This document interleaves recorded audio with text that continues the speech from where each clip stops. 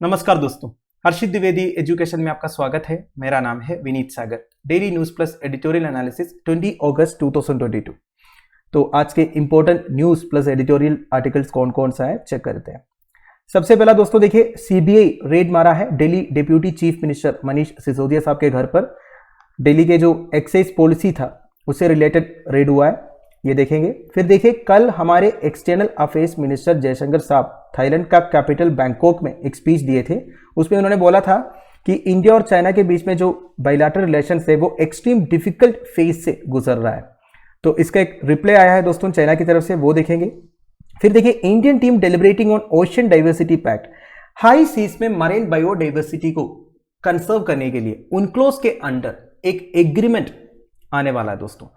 इसके डेलिब्रेशंस में Indian team भी पार्टिसिपेट किया है, तो इसके बारे में हम देखेंगे। फिर Uttar Pradesh 16 gigawatt solar power generate करेंगे 5 ईयर्स में। इनका सोलर पॉलिसी का ड्राफ्ट रिलीज हुआ है, वो देखेंगे। फिर देखिए, shortage of drugs forces HIV patients to carry on with steel. HIV patients के लिए एंटी रेट्रोवायरल ड्रग्स चाहिए होता है, तो आजकल देश में इन ड्रग्स की अवेलेबिलिटी में शॉर्टेज है, तो इसलिए एचआईवी पेशेंट्स प्रोटेस्ट कर रहा था। इस बारे में भी हम डिस्कस करेंगे। एंड एडिटोरियल्स में दो इंपॉर्टेंट आर्टिकल्स है दोस्तों। One is injustice of exceptionalism. देखिए, रीजनली बिल्किस बानो केस के 11 कन्विक्ट्स को Gujarat state government pre mature release दिया था, तो ऐसा करके गुजरात स्टेट गवर्नमेंट इनजस्टिस किया है। And this is injustice of exceptionalism बोला है दोस्तों नीतिका विश्वनाथ। तो इस आर्टिकल को हम इन डिटेल डिस्कस करेंगे। And this asymmetrical conflict over freebies. देखिए, रीजनली सुप्रीम कोर्ट एक कमिटी कंप्रेस करने के लिए रिकमेंड किया है फ्रीबीज के ऊपर स्टडी करने के लिए। तो फ्रीबीज के फेवर में इधर पुहास गांधी पी ने कुछ अच्छे पॉइंट्स बोला है, कुछ अच्छे स्टैटिस्टिक्स भी है दोस्तों। कंपैरिजन है फ्रीबीज का और गवर्नमेंट जो टॉप क्लास के लिए इंसेंटिव्स प्रोवाइड कर रहा है उसके साथ। तो ये काफी अच्छा आर्टिकल है, ये दोनों हम डिस्कस करेंगे। तो आगे जाने से पहले लेक्चर पर लाइक का बटन, चैनल को अब तक शेयर एंड सब्सक्राइब नहीं किया हो तो कर लीजिएगा। हमें सपोर्ट करने के लिए आप सुपर थैंक्स का ऑप्शन यूज कर सकते हो। सबसे पहला news, CBI searches Delhi deputy CMs premises in excise policy case. अब तक तो आपने ये न्यूज सुना होगा, Delhi deputy chief minister Manish Sisodia Sahab का घर सीबीआई रेड कर चुका है एक्साइज पॉलिसी केस से रिलेटेड। सबसे पहले आपको दिल्ली का एक्साइज पॉलिसी क्या है ये समझना पड़ेगा। 2020 में ये प्रपोज हुआ था और नवंबर 2021 में ये इफेक्ट में आया था। दिल्ली को 32 जोन्स में डिवाइड किया गया, with each zone having 27 liquor vents. Liquor vents मतलब आउटलेट्स, सप्लाईज आप बोल सकते हो, ठीक है। तो बेसिकली तब तक ओनली गवर्नमेंट लिकर सेलिंग करता था, तो ये नया एक्साइज पॉलिसी के थ्रू प्राइवेट प्लेयर्स को भी इन्वाइट किया गवर्नमेंट ने।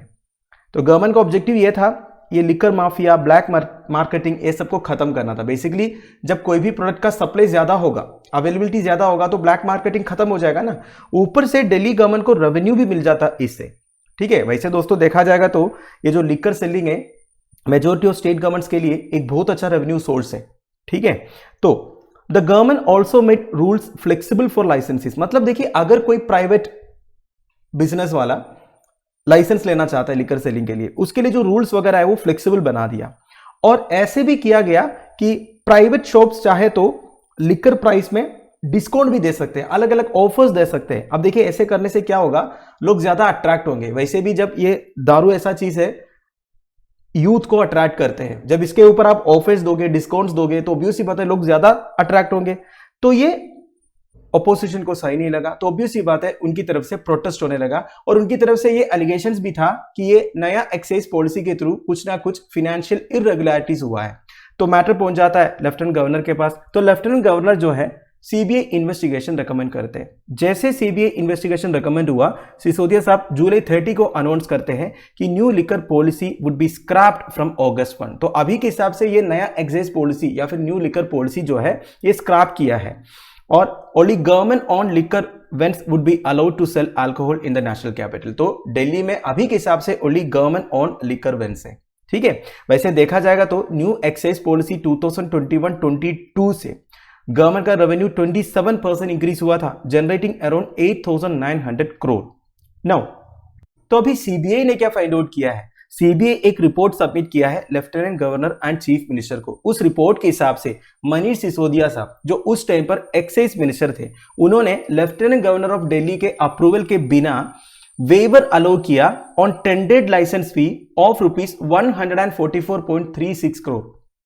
समझ गए आप? इसका मतलब यह है दोस्तों, देखिए अगर प्राइवेट प्लेयर्स को लिकर शॉप्स चलाना है तो गवर्नमेंट से लाइसेंस की जरूरत तो होगा ना, तो वो लाइसेंस के लिए एक फी था। मान लीजिए अगर एक शॉप खोलना है, मुझे लाइसेंस चाहिए, तो मुझे 1 करोड़ रुपीस गवर्नमेंट को देना पड़ेगा एज लाइसेंस फी। पर मनीष सिसोदिया साहब कोविड-19 के टाइम पर बिजनेस डल चल रहा था ना, तो उन्होंने ये 1 करोड़ रुपीस के ऊपर कुछ डिस्काउंट अलाउ किया प्राइवेट प्लेयर्स के लिए। मान लीजिए 10% डिस्काउंट उन्होंने अलाउ किया, मतलब 90 लाख में लाइसेंस दे दिया। अब पूरा मिला के ये 144.36 करोड़ का वेवर था, मतलब गवर्नमेंट के लिए इतने पैसों का लॉस हो गया। तो इसलिए सीबीआई अभी मनीष सिसोदिया साहब का घर रेड कर रहा है। रेड किस लिए कर रहा होगा? शायद ये चेक करने के लिए कि मनीष सिसोदिया साहब इन प्राइवेट पार्टी से कुछ ब्राइब तो नहीं लिया है, घर में तो छुपा के नहीं रखा है। अब इनका सारे सोर्सेस चेक किया जाएगा दोस्तों, सारे फाइनेंशियल ट्रांजैक्शंस चेक किया जाएगा। ऐसे तो होता है सीबीआई रेड, आपको पता ही होगा। वैसे इसको लेके काफी पॉलिटिकल आउटबर्स्ट हुआ है दोस्तों। ऑब्वियसली आम आदमी पार्टी बीजेपी को ब्लेम कर रहा है, ये भी बोल रहा है कि मनीष सिसोदिया साहब कुछ अच्छा काम किया है इसलिए बीजेपी उनको पनिश कर रहा है। वैसे देखा जाएगा तो मनीष सिसोदिया साहब दिल्ली का एजुकेशन डिपार्टमेंट को रिवाइव किया है, काफी रिफॉर्म्स लेके आया है, काफी अच्छा परफॉर्मेंस रहा है। तो आम आदमी पार्टी के जो टॉप अथॉरिटीज है वो यही बोल रहा है कि बीजेपी रिवेंज ले रहा है आम आदमी पार्टी से। वैसे दोस्तों साथ साथ में government of national capital territory of Delhi amendment act 2021 के बारे में भी बता देता हूं, क्योंकि मैंने आपको इधर बताया था ना कि मनीष सिसोदिया साहब एलजी के अप्रूवल के बिना ये वेवर अलो किया था करके। वैसे एलजी का अप्रूवल क्यों चाहिए होता है? देखिए, according to government of national capital territory of Delhi amendment act 2021, Delhi government is to take the opinion of LG before any executive action. इस एक्ट के थ्रू लेफ्टिनेंट गवर्नर का पावर्स को इंक्रीज किया था सेंट्रल गवर्नमेंट ने। तो अगर दिल्ली गवर्नमेंट को कोई भी इंपॉर्टेंट डिसीजन लेना है, कोई भी एग्जीक्यूटिव डिसीजन लेना है, तो एलजी का ओपिनियन पूछना चाहिए, बेसिकली उनका कंसर्न चाहिए। अगला है China calls for India to work in same direction to restore ties. GS paper 2 bilateral relations में ये न्यूज आपको काम आएगा। कल हमने एक न्यूज कवर किया था दोस्तों, हमारे external affairs minister S Jaishankar साहब ये बोले थे कि इंडिया और चाइना के बीच में जो रिलेशन है एंड एक्सट्रीमली डिफिकल्ट फेज से चल रहा है। तो अभी चाइना की तरफ से एक रिप्लाई आया है दोस्तों, बकवास रिप्लाई है, बोलते कुछ है और करते कुछ है। वैसे जयशंकर साहब थाईलैंड का कैपिटल बैंकॉक में बोले थे that it would be difficult for the Asian century to happen if India and China could not come together. अगर इंडिया और चाइना के बीच में बायलैटरल रिलेशंस अच्छे नहीं होंगे और इंडिया और चाइना अगर एक साथ काम नहीं करेंगे तो एशियन सेंचुरी कभी नहीं होगा। वैसे एशियन सेंचुरी का मतलब क्या होता है दोस्तों? ये बेसिकली एक डोमिनेंट रोल है दोस्तों जो एशिया प्ले करने वाला है 21st सेंचुरी में because of its burgeoning economy and demographic trends. इसका मतलब क्या है? देखिए, आप सबको पता है एशिया के पॉपुलेशन सबसे ज्यादा है और सबसे ज्यादा पॉपुलेशन कौन कौन से कंट्रीज में है? इंडिया और चाइना। तो हमारे ये डेमोग्राफिक ट्रेंड्स की वजह से हमारी इकोनॉमी जो है डेवलप हो रहा है। तो 21st सेंचुरी में टोटल एशिया की इकोनॉमी एक डोमिनेटिंग रोल प्ले करेंगे पूरे दुनिया के ऊपर। तो इसे एशियन सेंचुरी आप बोल सकते हो, ठीक है। तो एशियन सेंचुरी अगर होना है तो इंडिया और चाइना जो सबसे मेजर कंट्रीज है एशिया में, इनको एक साथ काम करना पड़ेगा। तो चाइना की तरफ से अभी ये स्टेटमेंट आ रहा है कि इंडिया को भी वही डायरेक्शन फॉलो करना चाहिए जो चाइना का है, ताकि हमारे बीच में अंडरस्टैंडिंग को बढ़ाए, हमारे बीच में कोऑपरेशन को बढ़ाए। इसका मतलब यही हुआ ना दोस्तों, चाइना जो बकवास करते रहते हैं बॉर्डर्स में, चाइना जो दुनिया भर में डोमिनेटिंग एक्टिविटीज जो कर रहा है, वो सबको हमें अप्रूव करना होगा, चुपचाप ताली मारना होगा। ऐसे कैसे होगा? ऐसा तो बिल्कुल नहीं हो सकता। वैसे बॉर्डर में जो इश्यूज चल रहा है इसके बारे में भी आपको पता ही होगा, अब तक कम से कम 16-17 टाइम्स टॉप लेवल टॉक्स हो चुका है बॉर्डर इश्यूज को लेके, पर चाइना की तरफ से अभी तक कोई पॉजिटिव साइन नहीं आया है। ऐसा लग रहा है चाइना का भी वो इश्यू को सोल्व करना ही नहीं चाहता है, हमेशा एक टेंशन उधर मेंटेन करना चाहता है चाइना। यही तो उनकी स्ट्रैटेजी है ना। जैसे कि वो पीओके में क्या कर रहा है, देखिए पाकिस्तान में जो टेररिस्ट है उन्हें तो चाइना खुला सपोर्ट कर रहा है। ये तो हमें यूनाइटेड नेशन सिक्योरिटी काउंसिल में लास्ट वीक पता चला। हम एक टेररिस्ट को ग्लोबल टेररिस्ट टैग देना चाहता था, पर चाइना अपना वीटो पावर यूज किया। तो चाइना यही चाहता है दोस्तों, पाकिस्तान ऑक्युपाइड कश्मीर में हमेशा टेंशन बना रहे, ताकि इंडिया का जो कॉन्सेंट्रेशन है वो पीओके में भी रहे।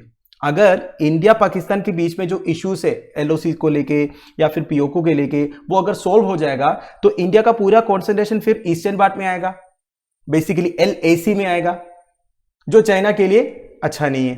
तो चाइना बेसिकली अपनी स्ट्रैटेजी यूज कर रहा है। इतनी बार बॉर्डर टॉक्स हो चुका है, अभी तक चाइना की तरफ से पॉजिटिव साइन नहीं आने का मेन रीजन यही हो सकता है। और अभी ये बोल रहा है, I would like to stress that China and India maintain smooth communication over the border issues. Dialogue is effective. कौन सा इफेक्टिव भाई? कोई इफेक्टिव नहीं है। इतनी बार टॉक्स हो चुका है, अभी तक कोई इफेक्टिवनेस नहीं नजर आया है। वैसे दोस्तों, जो India, Australia, Japan, US quad grouping है, इसको लेके भी चाइना खुश नहीं है। काफी बार चाइना की तरफ से क्वाड ग्रुपिंग को लेके स्टेटमेंट्स आया है। तो इसका भी जवाब दिया था जयशंकर साहब ने, that the reservations about the Quad stem from a desire to exercise a veto on the choices of others। मतलब चाइना कभी भी दूसरों के चॉइसेस को रेस्पेक्ट नहीं करते। अगर इंडिया, ऑस्ट्रेलिया, जापान और यूएस के साथ ग्रुपिंग बनाया है तो ये हमारी चॉइस है, हमारी नीड्स है, हमारी रिक्वायरमेंट्स है, उस पर चाइना को कोई प्रॉब्लम नहीं होना चाहिए। हालांकि ये अलग बात है कि ये जो ग्रुपिंग का मेन ऑब्जेक्टिव ये है चाइना की जो इन्फ्लुएंस है इंडो पैसिफिक में, उसे काउंटर करने के लिए। मतलब चाइना का हमेशा डिजायर यही रहता है दूसरों के चॉइसेस के ऊपर अपना वीटो पावर इस्तेमाल करने का। मतलब दूसरों के चॉइसेस का मतलब क्या है, उससे क्या ग्लोबल इंपैक्ट हो सकता है, ये सब चाइना का टेंशन नहीं है। वो बस अपने बारे में सोचते हैं, अपने फायदे के बारे में सोचते हैं। तो ये सब के बारे में जयशंकर साहब करार स्टेटमेंट्स दिए थे बैंकॉक में। अब इसलिए चाइना की तरफ से यह रिप्लाई आया है। अगला है, Indian team deliberating on ocean diversity pact, GS paper 2 और 3, बायोडाइवर्सिटी एंड इंटरनेशनल लॉज में ये न्यूज आपको काम आएगा। 1982 United Nations convention on the law of the sea के बारे में आपने सुना होगा, जिसे UNCLOS भी बोलते हैं। ये बेसिकली एक इंटरनेशनल फ्रेमवर्क है मरीन एंड मैरीटाइम एक्टिविटीज को रेगुलेट करने के लिए। मरीन एंड मैरीटाइम एक्टिविटीज मतलब क्या होता है? ओशन से रिलेटेड, सी से रिलेटेड जितने इश्यूज हैं, जैसे कि शिपिंग राइट्स हो गया, नेविगेशन राइट्स हो गया, टेरिटोरियल राइट्स हो गया, ये सब के लिए प्रोविजंस है UNCLOS के अंडर। तो ये UNCLOS के under marine biodiversity in the high seas को कंजर्व करने के लिए एक एग्रीमेंट होना चाहिए करके एक यूनाइटेड नेशंस जनरल असेंबली का रेजोल्यूशन पास हुआ था काफी पहले। तो ये एग्रीमेंट प्रिपेयर करने के लिए काफी सालों से मीटिंग्स चल रहा है। तो रिसेंटली इन मीटिंग्स में इंडियन डेलीगेशन भी अटेंड किया है, ये न्यूज आया है दोस्तों। ठीक है, वैसे इंडिया से कौन कौन गया है? Officials from the ministry of earth sciences, centre for marine fisheries and research institute and the ministry of external affairs. Now marine biodiversity in the high seas का मतलब क्या होता है? वैसे हाई सी क्या होता है? ऐसा पार्ट ऑफ द ओशन जो किसी कंट्री का जुरिस्डिक्शन के अंडर नहीं आता है। फॉर एग्जाम्पल, ये वर्ल्ड मैप है। अब देखिए 1982 UNCLOS कन्वेंशन के बारे में मैंने आपको बता दिया। UNCLOS के हिसाब से each countries sovereign territorial waters extend to a maximum of 12 nautical miles, that is 22 kilometre beyond its coast. मतलब कोस्ट से 22 किलोमीटर तक हमारा सॉवरेन टेरिटोरियल वाटर है। But foreign vessels are granted the right of innocent passage through this zone. ठीक है, मतलब foreign vessels इधर से पास कर सकता है UNCLOS के हिसाब से।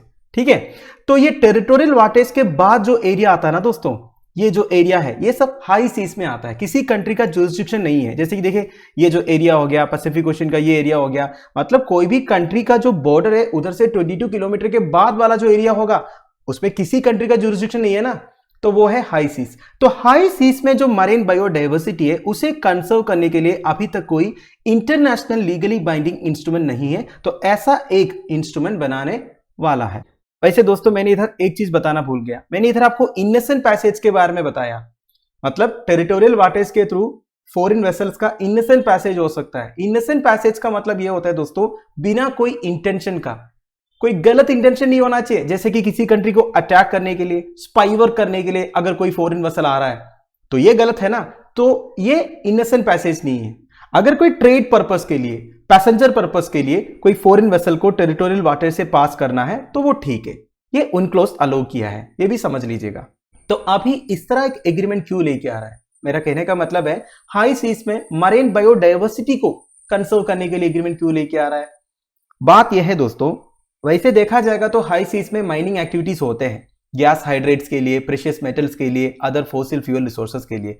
पर आजकल बायोटेक्नोलॉजी एंड जेनेटिक इंजीनियरिंग काफी एडवांस हुआ है दोस्तों। काफी सारे प्राइवेट कंपनीज जो है हाई सीज में exotic microbes and other organisms को कैप्चर कर रहा है रिसर्च पर्पसेस के लिए। बेसिकली उनमें से ड्रग्स, वैक्सीन, अदर मेडिसिन वगैरह बना सकते हैं। तो ये ज्यादा ही हो रहा है दोस्तों। और कई सारे कॉमर्शियल एप्लीकेशंस के लिए कई सारे ऑर्गेनिजम्स को कैप्चर कर रहा है कई सारे कंपनीज मिलकर।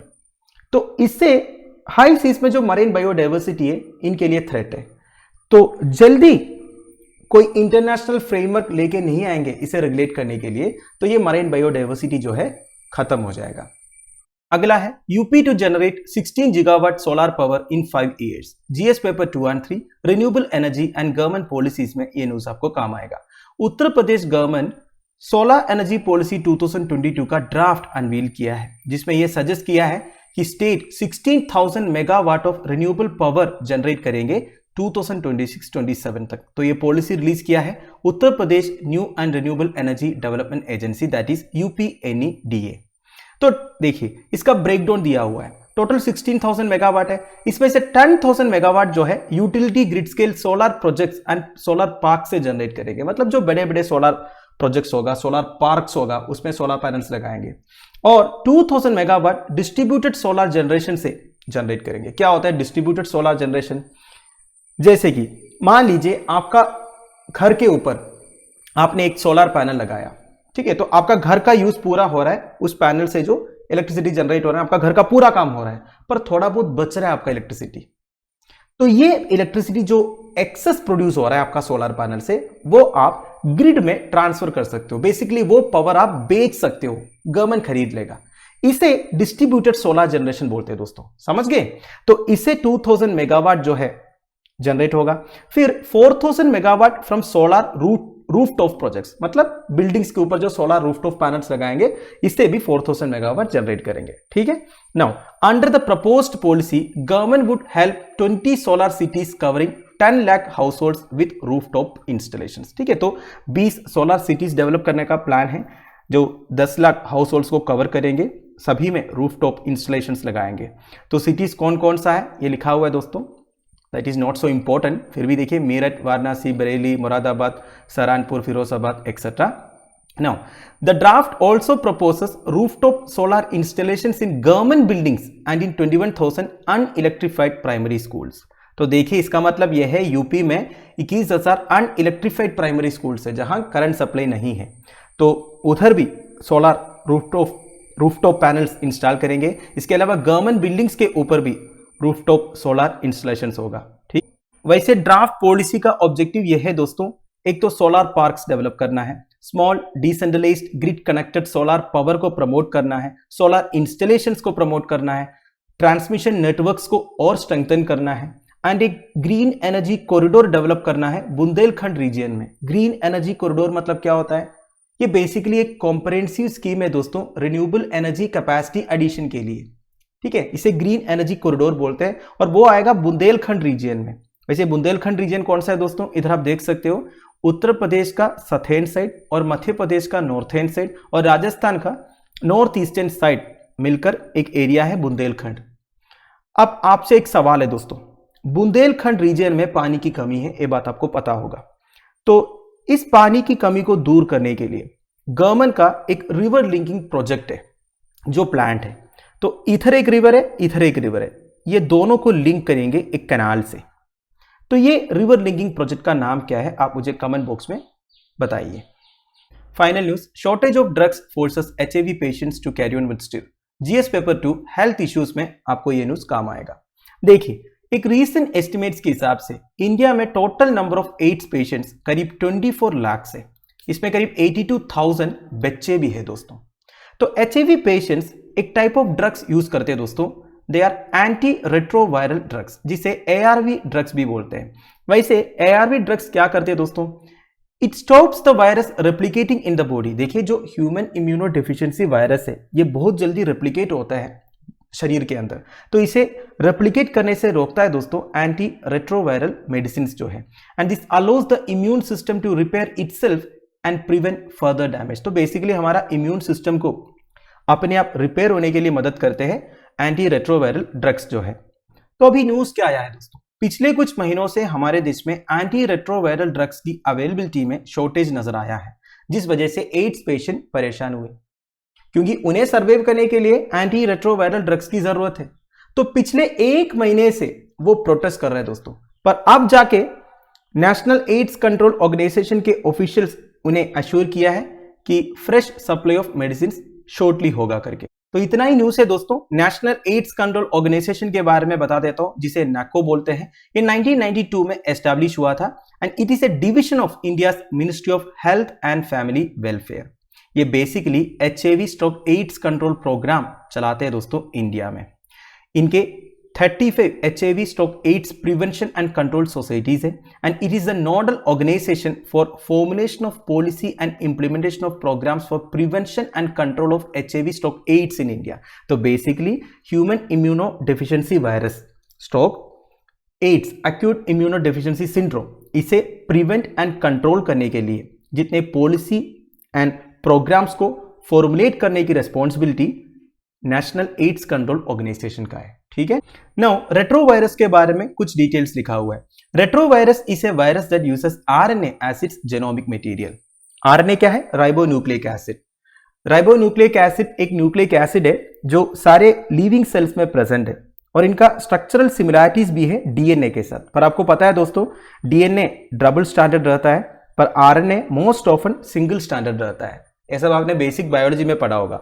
सो रेट्रोवायरस क्या है? It is a virus that uses RNA as its genomic material. Genomic material मतलब क्या है? जहां पे इंफॉर्मेशन स्टोर्ड है। ठीक है। सो रेट्रोवायरस ऐसा वायरस है जो RNA को as its genomic material use करते हैं।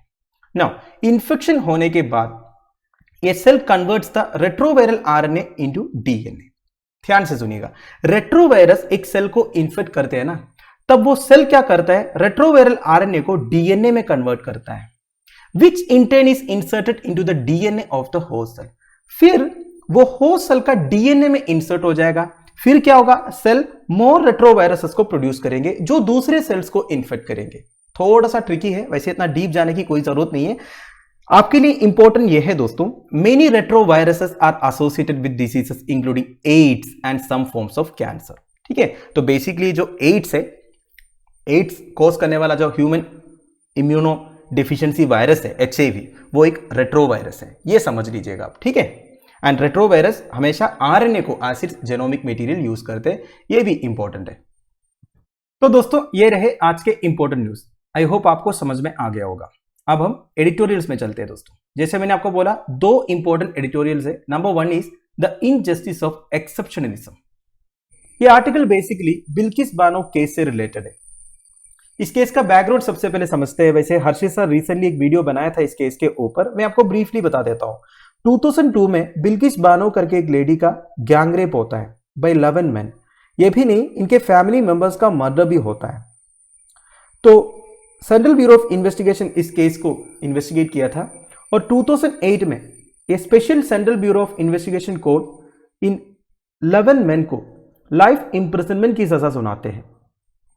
वैसे लाइफ इंप्रिजनमेंट का मतलब क्या होता है?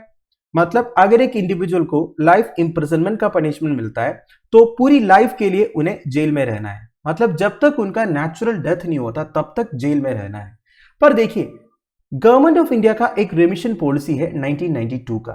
उस पॉलिसी के हिसाब से 14 ईयर्स के बाद, मतलब 14 साल के बाद, रेस्पेक्टिव स्टेट गवर्नमेंट कन्विक्ट का प्री मैच्योर रिलीज कंसिडर कर सकता है।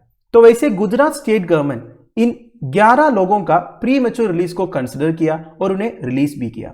There release seems unjust and subsequent celebration of their release by some is revolting. देखिए, एक तो इनका जो रिलीज हुआ ना, ये गलत हुआ है। कोई भी सोचेगा तो गलत हुआ है, क्योंकि उतना बड़ा एक ऑफेंस इन्होंने किया था। गैंगरेप किया, इनके फैमिली मेंबर्स को मर्डर किया और इन्हें 15 साल के बाद छोड़ दिया गया है। और यही नहीं, इनके रिलीज के बाद कुछ लोग सेलिब्रेट भी कर रहे थे। ये सबसे खतरनाक है। तो आज इस डिसीजन की लीगलिटी और इलीगलिटी के ऊपर सवाल उठा है दोस्तों। Therefore, it is crucial to locate the source of this injustice। तो ये जो इनजस्टिस है, मतलब इन लोगों को छोड़ने का ये जो इनजस्टिस है, इसका सोर्स ढूंढते हैं दोस्तों। सबसे पहले हमें रेमिशन पॉलिसी के बारे में समझना होगा। अभी के हिसाब से इंडिया में मेजोरिटी ऑफ द स्टेट्स में रेमिशन पॉलिसी ऐसा है दोस्तों, जो रेप के लिए कन्विक्ट होता है ना, they are ineligible for premature release. मतलब मैंने आपको पहले बोला, रेमिशन पॉलिसी 1992 के हिसाब से 14 ईयर्स के बाद उस कन्विक्ट का premature release state government consider कर सकता है। पर प्रेजेंट जो पॉलिसीज है ना मेजोरिटी ऑफ स्टेट्स का, वो लोग रेप केसेस में ये प्री मैच्योर रिलीज को कंसिडर नहीं करते हैं। पर देखिए सुप्रीम कोर्ट ऑफ इंडिया इससे पहले एक बार रूल किया था कि इस तरह आप डिस्क्रिमिनेशन नहीं कर सकते रेप कन्विक्ट्स के साथ। अगर 14 ईयर्स के बाद कोई कन्विक्ट का प्री मैच्योर रिलीज कंसिडर किया जा सकता है, that is applicable for rape convicts also. क्योंकि अगर देखा जाएगा तो रिमिशन पॉलिसी ऑफ 1992 में इस तरह एक एक्सक्लूजन नहीं था, मतलब यह नहीं बोला गया कि जो रेप कन्विक्ट्स है उनको रिमिशन नहीं दिया जा सकता। पर लेटेस्ट जो पॉलिसीज आया है अलग अलग स्टेट गवर्नमेंट्स का, उनमें रेप कन्विक्ट्स को एक्सक्लूड किया हुआ है। तो ये रिमिशन सिस्टम कैसे काम करते हैं ये चेक करते हैं। देखिए अलग अलग स्टेट गवर्नमेंट्स कुछ प्रोसीजर्स लेट डाउन किया है दोस्तों, मतलब प्रिजनर्स से कुछ let down behaviour and activities होना चाहिए ताकि वो कुछ टाइम के बाद रिमिशन के लिए अप्लाई कर सके, मतलब गुड कोड ऑफ कॉन्डक्ट होना चाहिए प्रिजनर्स की तरफ से, तब जाके इन्हें प्री मैच्योर रिलीज के लिए कंसिडर किया जाएगा। तो एक्चुअली इस सिस्टम के बारे में लिखा हुआ है प्रिजन्स एक्ट 1894 में। तो इस एक्ट के बेसिस पर अलग अलग स्टेट गवर्नमेंट्स अपना अपना लॉज बनाया है। वैसे प्रिजन जो है स्टेट लिस्ट में आता है as per the constitution of India, तो स्टेट लेजिस्लेचर्स जो है इसके ऊपर लॉज बना सकते हैं। ठीक है, अगर लाइफ इंप्रिजनमेंट है तो minimum 14 years of actual imprisonment होना चाहिए before they can be consider for remission और प्री मैच्योर रिलीज। अगर लाइफ इंप्रिजनमेंट नहीं है, मान लीजिए 10 साल की सजा है, तो उसमें भी रिमिशन दिया जा सकता है। अगर 2 साल का रिमिशन दिया मतलब उन्हें केवल 8 साल के लिए जेल में रहना होगा, इसके बाद उस कन्विक्ट का रिलीज होगा।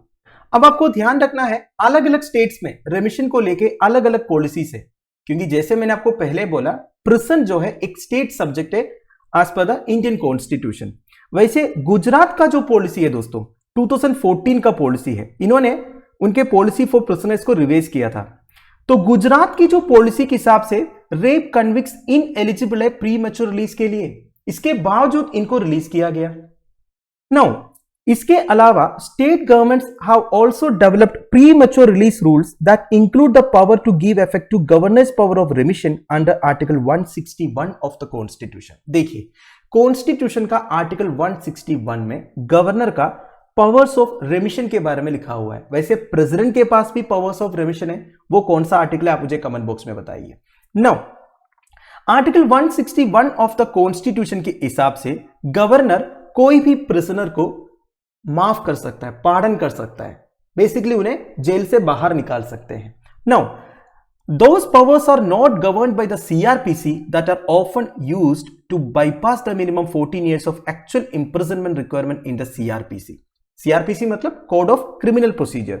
अब कोड ऑफ क्रिमिनल प्रोसीजर के हिसाब से लाइफ कन्विक्ट्स को मिनिमम 14 इयर्स ऑफ इंप्रिजनमेंट होना चाहिए, ये बात मैंने आपको पहले बताया। नाउ गवर्नर का जो पार्डनिंग पावर्स है ना दोस्तों, ये इस 14 ईयर मिनिमम रिक्वायरमेंट है इसे भी बाईपास करते हैं। मतलब गवर्नर चाहे तो 14 ईयर से पहले भी एक कन्विक्ट को माफी दे सकता है, ठीक है। But in this case, the term of imprisonment of all 11 men was more than 15 years and therefore the calculation of 14 years is irrelevant।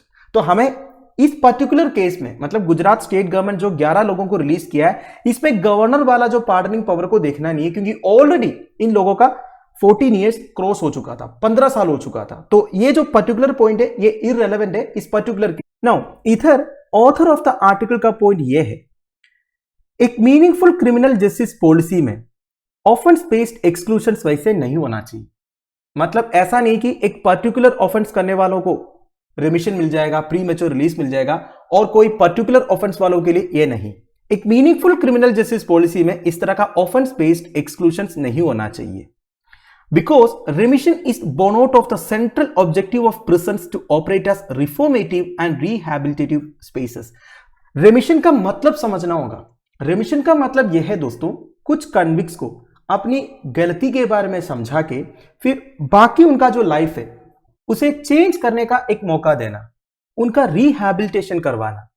अब इस ऑब्जेक्टिव में आप एक पर्टिकुलर कन्विक्ट को एक्सक्लूड नहीं कर सकते।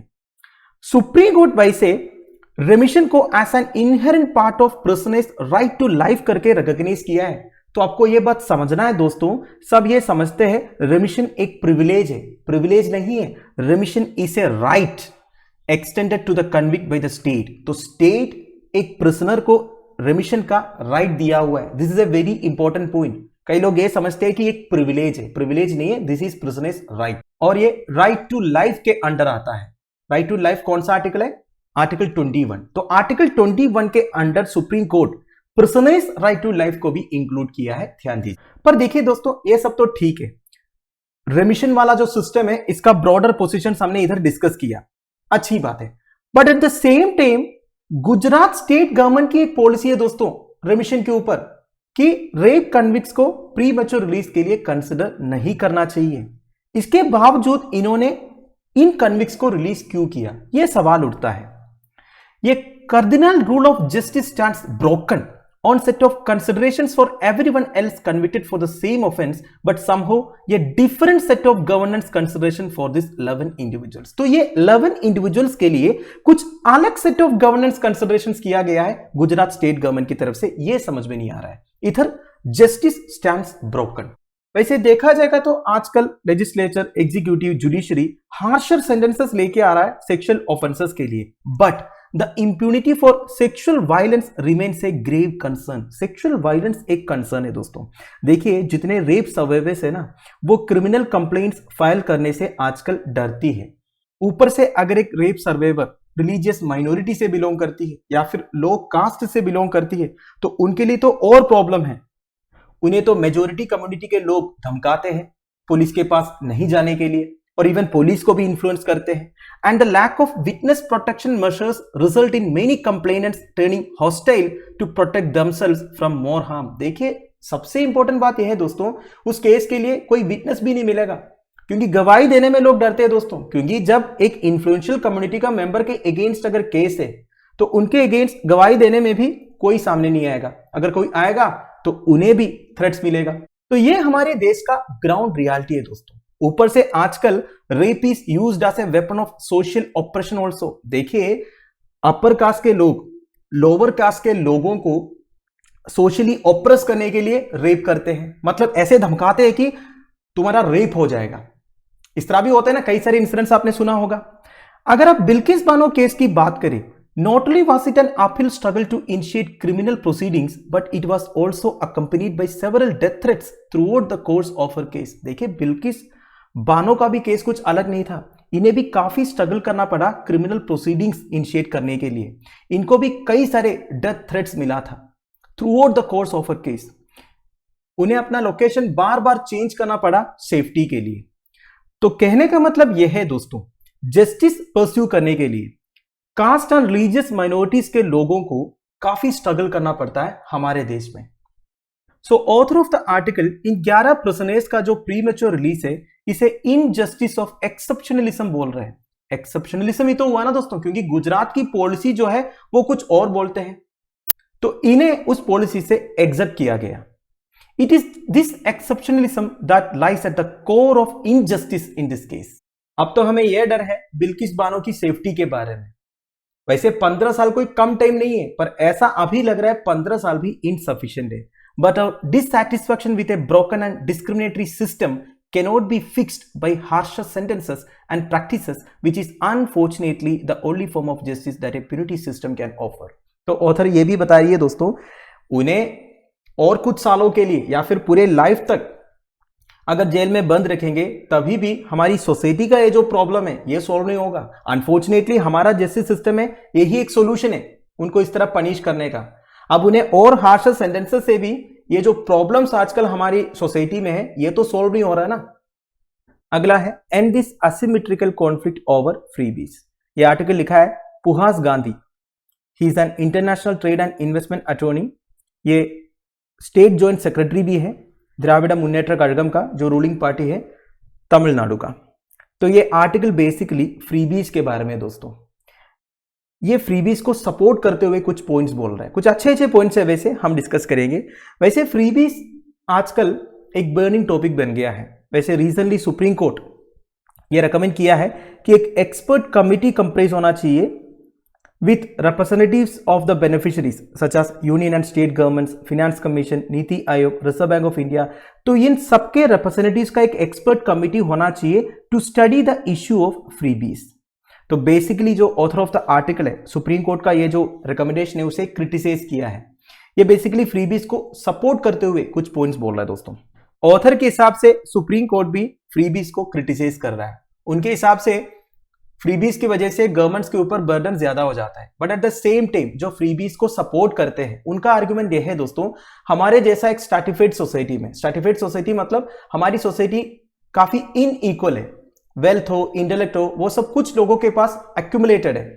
पुअर एंड मार्जिनलाइज्ड सेक्शंस को सफर करना पड़ता है। तो अगर government poor and marginalised section को हेल्प करने के लिए कुछ सोशल वेलफेयर मेजर्स लेके आ रहा है, जिसे फ्रीबीज बोल के लोग मजाक उड़ाते हैं, वो एक शॉक अब्सॉर्बर है। नाउ इधर ट्रिकल डाउन इकोनॉमिक्स की बात हो रही है दोस्तों। क्या है ट्रिकल डाउन इकोनॉमिक्स? आपने शायद रीगन टैक्स कट्स या फिर रीगनोमिक्स के बारे में सुना होगा। यूनाइटेड स्टेट्स ऑफ अमेरिका के प्रेसिडेंट थे रोनाल्ड रीगन। ये जब प्रेसिडेंट बने, अमेरिका में कुछ इकोनॉमिक रिफॉर्म्स लेके आया जिसे रीगनोमिक्स बोलते हैं।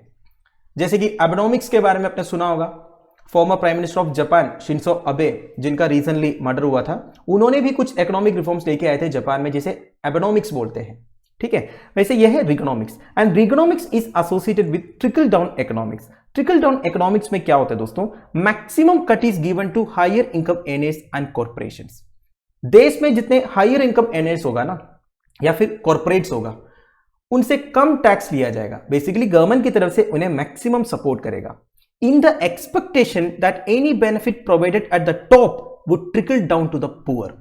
मतलब कॉर्पोरेट्स को या फिर टॉप लेवल में गवर्नमेंट जितना सपोर्ट देगा, उसके हिसाब से पुअर पीपल में बेनिफिट्स होगा।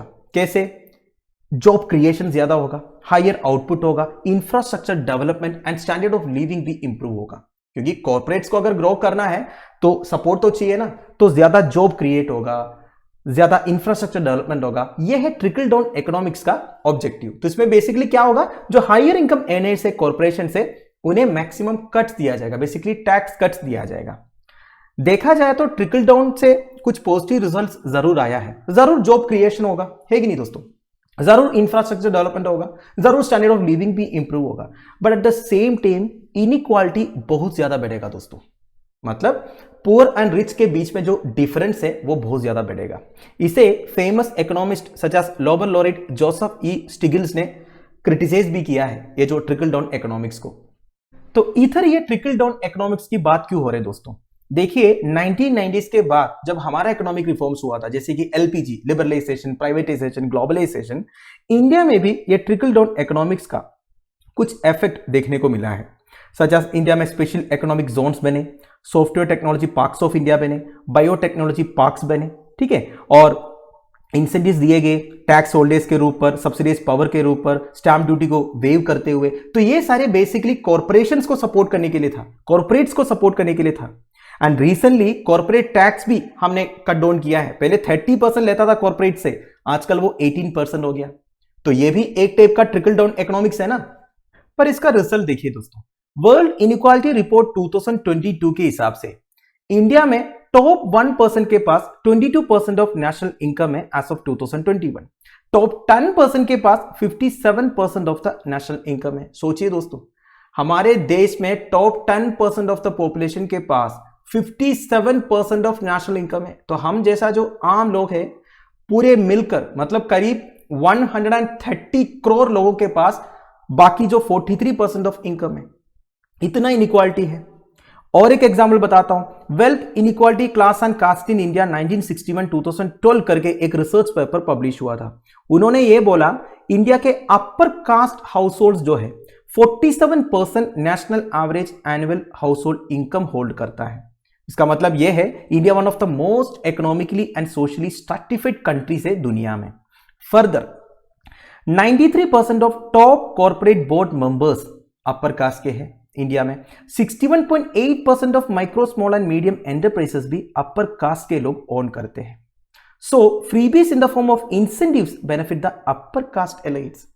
क्या बता रहा है? अगर गवर्नमेंट गरीब लोगों को कुछ फ्री में दे रहा है, बेसिकली वो सोशल वेलफेयर मेजर्स है, उसे आप फ्रीबीज कहते हो। तो ये जो इंसेंटिव्स दे रहे हैं ना आप टॉप क्लासेस को, इसे क्या बोलोगे? So freebies in the form of incentives upper caste elites को ज्यादा हेल्प करते हैं। नाउ डिफरेंशियल टैक्स बर्डन, ऐसा लगता है यूनियन गवर्नमेंट इनडायरेक्ट टैक्सेस के ऊपर ज्यादा रिले करता है देन डायरेक्ट टैक्सेस। एग्जाम्पल से दोस्तों, आप सबको पता है रीजनली कॉर्पोरेट टैक्सेस को स्लैश किया गया 30% से 18% तक।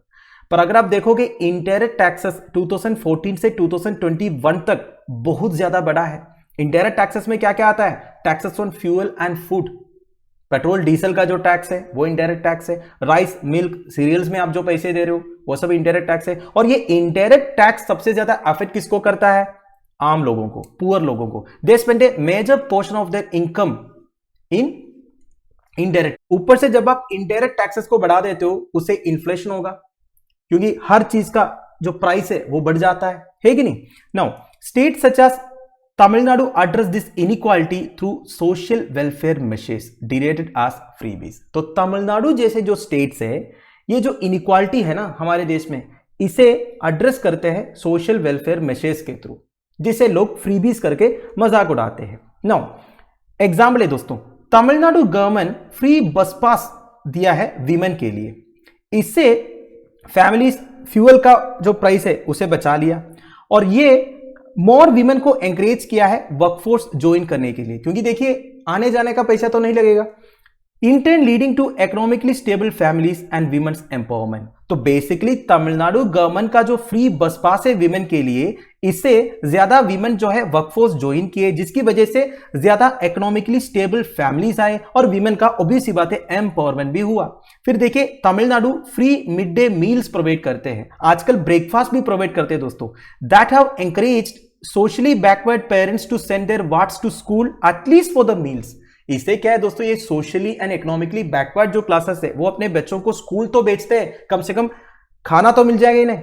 तो इससे evil of child labour is under control, more importantly impacting education. तो इससे क्या हुआ, ज्यादा बच्चे स्कूल जाने से एक तो चाइल्ड लेबर का प्रॉब्लम नहीं होगा, ऊपर से उनको एजुकेशन भी मिल रहा है।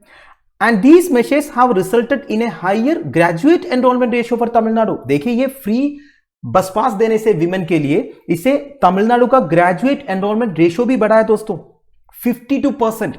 अगर आप नेशनल एवरेज देखोगे वो केवल 27% है, यूनाइटेड स्टेट्स का केवल 41% है। तो कहने का मतलब यह है तमिलनाडु का ये जो सोशल वेलफेयर मेजर्स की वजह से काफी इंप्रूवमेंट हुआ है। अब देखिए ऑक्सफोर्ड यूनिवर्सिटी प्रेस का क्वार्टरली जर्नल ऑफ इकोनॉमिक्स करके एक पेपर पब्लिश हुआ था 2009 में। इनके हिसाब से introduction of free colour television in villages has resulted in a decrease in domestic violence and also enabled women's empowerment. देखिए होता क्या है, तमिलनाडु में जब इलेक्शंस डिक्लेयर होता है ना, बहुत ज्यादा फ्रीबीज डिक्लेयर होता है। तो काफी पहले क्या हुआ था, जैसे गवर्नमेंट पावर में आया, सारे इकोनॉमिकली बैकवर्ड क्लासेस के फैमिलीज को फ्री कलर टेलीविजन प्रोवाइड किया। अब इससे क्या हुआ, एक तो डोमेस्टिक वायलेंस में डिक्रीज देखने को मिला, दूसरा वीमेन एम्पावरमेंट भी हुआ। कैसे दोस्तों, देखिए जो economically and socially backward classes के जो वीमेन है वो घर पे ही रहते हैं, उन्हें बाहर की दुनिया से कोई कनेक्शन नहीं था। पर जैसे ये कलर टीवी आया घर पे तो उन्हें वो कनेक्शन मिल गया, बाहर की दुनिया में क्या हो रहा है ये पता चलने लगा, चीजों को समझने लगा। तो इससे डोमेस्टिक वायलेंस कम हो गया और वीमेन का एम्पावरमेंट भी हुआ और इनका सेल्फ रेस्पेक्ट भी बढ़ गया। दोस्तों देखिए ये लोग पहले क्या करते थे, जो वीमेन है, बच्चे हैं, सारे दूसरे घर में जाकर टीवी देखते थे, पर जब अपने घर में टीवी आया उनका सेल्फ रेस्पेक्ट भी बढ़ गया, ये बताया जा रहा है। ठीक है, और एक इंपॉर्टेंट कंपैरिजन है दोस्तों इधर। देखिए मैंने आपको बोला गवर्नमेंट कॉर्पोरेट टैक्स को रिड्यूस किया था 30% से 18% तक। इसकी वजह से 2019-20 एंड 2020-21 में गवर्नमेंट को रेवेन्यू लॉस हुआ है 1.84 लाख करोड़ का। बेसिकली 30% से 18% तक कॉर्पोरेट टैक्स रिडक्शन करने से गवर्नमेंट को 1.84 लाख करोड़ का रेवेन्यू लॉस हुआ है। एट द सेम टाइम अगर आप तमिलनाडु का जो फ्रीबीज है उसको देखोगे तो फ्री कलर टीवी देखने से 750 करोड़ का लॉस है, फ्री बस पास देने से 1250 करोड़ का लॉस है, mid day meals for children का 1823 करोड़ का लॉस है। तो बेसिकली जो एलिट कॉर्पोरेट टैक्स रिडक्शन से गवर्नमेंट का लॉस और फ्रीबीज जो तमिलनाडु का गवर्नमेंट दे रहा है उसका लॉस को कंपैरिजन देखिए काफी कम है। नाउ ये फिस्कल फेडरल सेटअप देखिए, इंडिया जो है कोऑपरेटिव फेडरलिज्म को अडॉप्ट करता है। बेसिकली यूनियन एंड स्टेट्स को अलग अलग डोमेन्स दिया हुआ है लेजिस्लेशंस एंड पॉलिसीज फ्रेम करने का, ये बात आपको मालूम है। नाउ अगर आप सुप्रीम कोर्ट का स्टैंड देखोगे इकोनॉमिक पॉलिसीज के ऊपर, तो सुप्रीम कोर्ट का स्टैंड हमेशा यही रहा है दोस्तों कि गवर्नमेंट का अगर कुछ इकोनॉमिक पॉलिसीज है इसमें ज्यादा इंटरफेयर नहीं करने का है। For example RK Garg versus union of India and BALCO employees union versus union of India cases में सुप्रीम कोर्ट ने यह बोला है, laws relating to economic policies should be viewed with greater latitude and deference and that wisdom of economic policies is not subject to judicial review। तो basically अगर कुछ economic policies है governments का तो वो जुडिशियल रिव्यू के लिए subjected नहीं है, इस तरह constitution benches of supreme court भी बोला है। और एक एग्जांपल है S Subramaniam Balaji versus state of Tamil Nadu, 2013 का केस है, ये भी पहुंच गया था सुप्रीम कोर्ट में। इस केस में बेसिकली तमिलनाडु का जो फ्री गिफ्ट स्कीम्स है ना, जैसे कि colour television, mixer grinder, laptops, इसको चैलेंज किया था। पर इसमें भी सुप्रीम कोर्ट ने यही बोला that the distribution of gifts relates to implementation of directive principles of state policy. Basically social economic equality लाने के लिए गवर्नमेंट ये कर रहा है। अगर गवर्नमेंट इस तरह कुछ कर रहा है तो ये directive principles of state policy का पार्ट है, इसको चैलेंज करने की जरूरत नहीं है, इस तरह सुप्रीम कोर्ट ने बोला था। तो एक फिस्कल फेडरल सेटअप में स्टेट्स और रीजन्स को ऑटोनॉमी दिया गया है। Social welfare measures state to state और रीजन टू रीजन डिफर भी करते हैं। For example desert regions of Rajasthan में फ्रीबीज हो सकता है, फ्री ड्रिंकिंग वाटर। केरला में फिस्कल इंसेंटिव्स हो सकता है कॉर्पोरेट्स को एंकरेज करने के लिए, एंटरप्रेन्योर्स को एंकरेज करने के लिए। तमिलनाडु में एजुकेशनल मैरिज असिस्टेंस हो सकता है या फिर एक फ्री बस पास हो सकता है गर्ल एम्पावरमेंट के लिए। Thus it is for the respective legislature और executive to formulate the social welfare measures of that region. तो वो पर्टिकुलर लेजिस्लेचर एग्जीक्यूटिव का काम है उधर क्या सोशल वेलफेयर मेजर्स होना चाहिए। तो कुल मिला के ऑथर का कहना यह है दोस्तों, सुप्रीम कोर्ट इस तरह एक सेंट्रल कमेटी रेकमेंड करने से इंडिया को as a single administrative unit consider किया है, वेरास इंडिया एक सिंगल एडमिनिस्ट्रेटिव यूनिट नहीं है। अलग अलग स्टेट्स, अलग अलग रीजन्स में अलग अलग सेट ऑफ इश्यूज है, ठीक है, हमारा सोशो इकोनॉमिक डाइवर्सिटी है। सो ये जो स्टेप है that would not only be counter productive to the economic freedom of the states but also to the idea of India as a union of states. Article 1 के हिसाब से we are union of states. तो ये जो step है supreme court का, ये counter productive भी होगा economic freedom of the states के लिए, as well as idea of India as a union of states के लिए भी काउंटर प्रोडक्टिव होगा। Therefore, unless the notion that incentives provided to the elites are affirmative economic measures, while the same when provided to the poor are freebies, is corrected in the minds of policy makers। देखिए India में कैसा है, जब आप elite classes के लिए कुछ incentives provide करते हो उसे अफर्मेटिव इकोनॉमिक मेजर्स बोलते हो। सेम थिंग जब आप गरीब लोगों को देते हो उसे फ्रीबीज बोलते हैं। So it should be corrected in the minds of policy makers, adjudicators and elites. तो दोस्तों दैट्स इट। आई होप आपको वीडियो इन्फॉर्मेटिव लगा होगा। लेक्चर की पीडीएफ एज यूजुअल आपको टेलीग्राम चैनल में मिल जाएगा जिसका लिंक नीचे डिस्क्रिप्शन बॉक्स में प्रोवाइडेड है। Thank you for watching, bye bye, have a nice day.